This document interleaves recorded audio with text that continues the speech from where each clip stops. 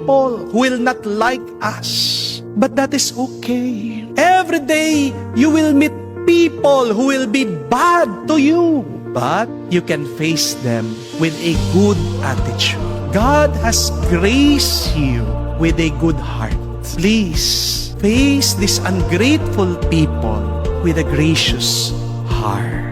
Also understand that if you keep on trying to please people in your life, you will become disappointed and be depressed. Yan ang dahilan ng ating kalungkutan. Bakit ang iba sa atin nawawala ng gana, ayaw na maging mabuti? Kasi dinidepende nila ang kanilang kabutihan doon sa sasabihin ng ibang tao, doon sa reaksyon ng ibang tao. But we have to accept the fact, we have to embrace the truth that you cannot please everybody. Amen? We have to understand that when people look at you, they do not see your goodness. They do not see the good things that you are doing. Because most people will judge us based on their insecurity. Mahirap pasayahin minsan ang ibang tao kahit na ginagawa mo na yung the best mo sa kanila. Ang karamihan kasi ng mga tao, mainggitin.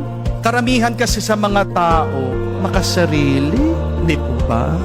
And yet, even if it is difficult to please others, the good news is, it is easy to please God. Because nothing is more pleasing to God than doing His will. Bakit mo pinapahirapan ang sarili mo? Kung gusto mo man huminto sa pagiging mabuti, kapatid, tandaan mo ito. Kailangan ng mundo ang kabutihan mo. May mabuting tinanim ang Diyos sa iyo. Kahit na ikaw ngayon ay nalulungkot, may sakit, pagod, nalilito, naliligaw, hindi ka sigurado, may kabutihan pa rin na tinanim ang Diyos sa iyo. Others may not like you, but remember, God loves you. And that is what truly matters. Di po ba? Ang mahalaga, mahal ka ng Diyos.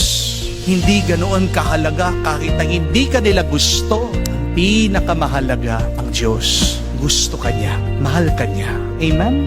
Others may hate you, but remember, a lot of other people need you.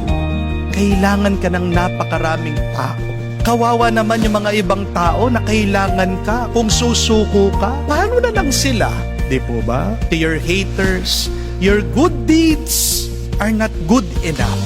And yet, for your loved ones, your friends, and for God, your good deeds is more than enough. Tandaan po natin ang sinabi ng ating Panginoong Jesucristo, kapag tayo gumagawa ng mabuti, nagliliwanag daw ang mundo. May people see your good work, and through it, you glorify your Father in heaven.